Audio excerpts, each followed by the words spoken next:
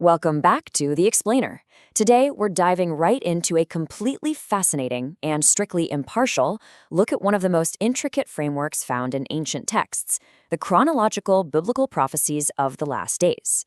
The sources we're digging into today present this massive, complex narrative about how human history is supposedly going to climax. We're talking a sequence of global deception, unprecedented distress, and ultimate divine intervention. We're going to break down this entire eschatological timeline step by step. And just to be clear, we're not here to push a specific viewpoint.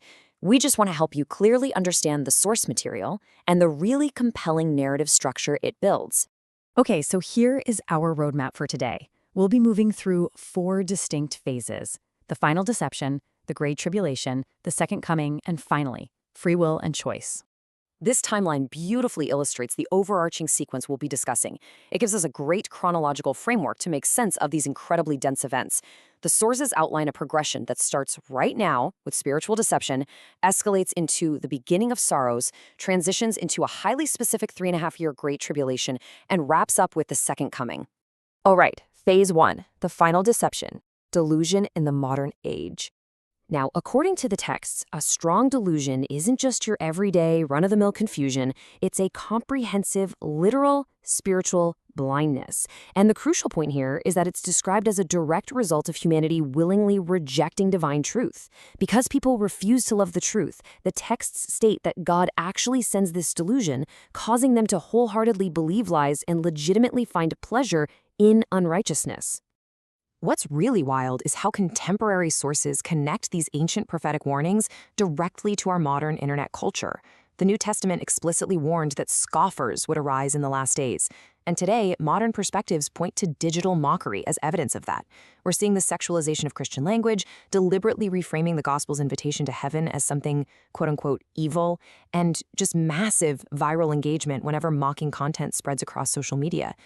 But this isn't exactly a new thing. The sources show a very clear historical pattern. Step 1, you have ancient prophets like Jeremiah and Job who were literally mocked daily by their neighbors.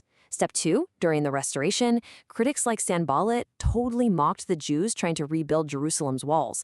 And that all culminates in Step 3, the ultimate prototype, Jesus himself, who faced relentless mockery and was famously taunted with a crown of thorns. So all of this deception, both historical and modern, is basically paving the way for a much larger system. The texts describe an incoming antichrist system led by a man of sin, and this figure won't just be a good speaker, he'll use great signs and wonders. We're talking miracles so persuasive they could deceive almost anyone. Ultimately, this system demands mandatory worship and strictly controls commerce so that no one can buy or sell without a specific mark. Moving right along to Phase 2, the Great Tribulation, unprecedented global distress.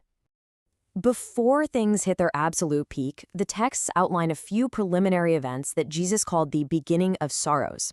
It's essentially a 4-step alarm bell. First, deception by false messiahs. Second, major conflicts and wars between nations. Third, widespread natural disasters like famines and earthquakes. And fourth, the intense persecution of believers. These events basically signal that the true tribulation is right at the door. So what actually triggers the absolute worst of this period? It's a massive catalyst known as the abomination of desolation, which was first mentioned by the prophet Daniel. When this happens, the ancient warning is incredibly stark. Anyone in Judea must flee to the mountains immediately. Don't even look back. Contemporary sources tie this directly to Jerusalem being surrounded by armies and potentially the building of a third temple. And the sources are amazingly specific about exactly how long this terror lasts. They consistently cite 42 months, or exactly 1,260 days. That's 3.5 years. The texts emphasize that this time of trouble will be so unimaginably severe that if those days weren't deliberately shortened by divine intervention, literally no human flesh would survive it. And we aren't just talking about political chaos here. It gets completely cosmic. The texts describe a scenario where the sun is darkened, the moon stops giving light, and stars appear to fall from heaven. Down on Earth, the sheer terror of roaring seas and planetary distress will literally cause people's hearts to fail them. People will be so terrified they'll beg the mountains to fall on them just to hide from the wrath. Which brings us to Phase 3, the Second Coming, the climax of history. There's this absolutely fascinating tension built into the concept of the Second Coming. Even with all those sequential signs we just talked about, the exact hour of the return, it remains a closely guarded divine secret. The text compares it to a thief in the night. It's going to happen suddenly, at a time when people might just assume life is carrying on as normal. But actually, scratch that whole secret idea when it comes to the event itself. While the timing is hidden, the actual return will be globally manifest.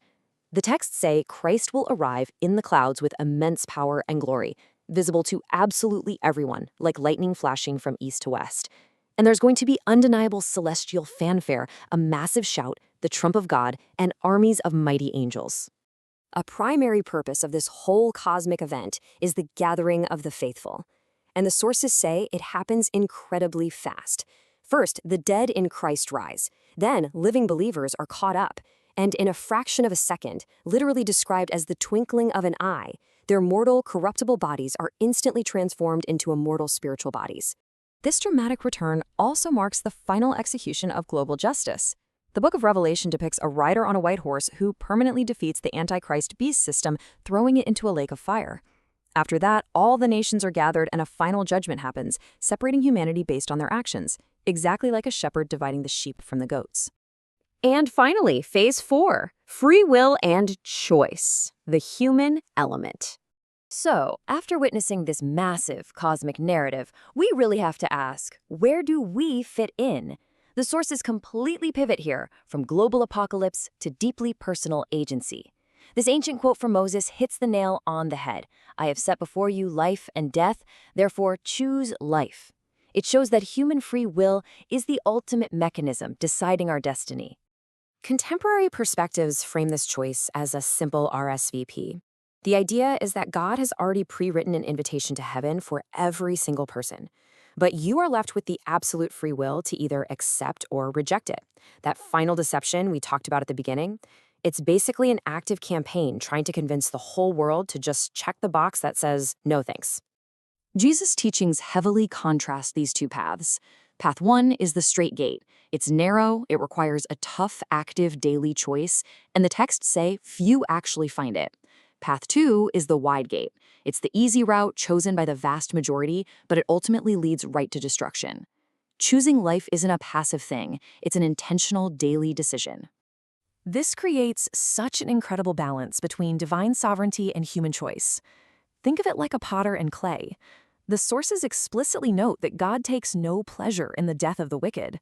In fact, if a nation is slated for judgment but freely chooses to turn from evil, God will actually withdraw that judgment. The future, in so many ways, is moldable by what we choose to do. So, circling back to that big question, where does humanity fit into this cosmic plan? Everything we've covered today, the viral mockery on the internet, the terrifying years of the Great Tribulation, the earth-shattering return of the rider on the white horse, it doesn't erase human agency. Actually, the text suggests these events are merely the ultimate high-stakes backdrop for our individual responsibility. As we wrap up this explainer, we really want to leave you with something to think about. In a world that is increasingly filled with both sophisticated deception and profound divine warnings, the ball is entirely in your court. If this prophetic timeline is truly the ultimate test of the human heart, what's your RSVP? Thanks for hanging out with us as we decoded these sources, and we'll catch you on the next explainer.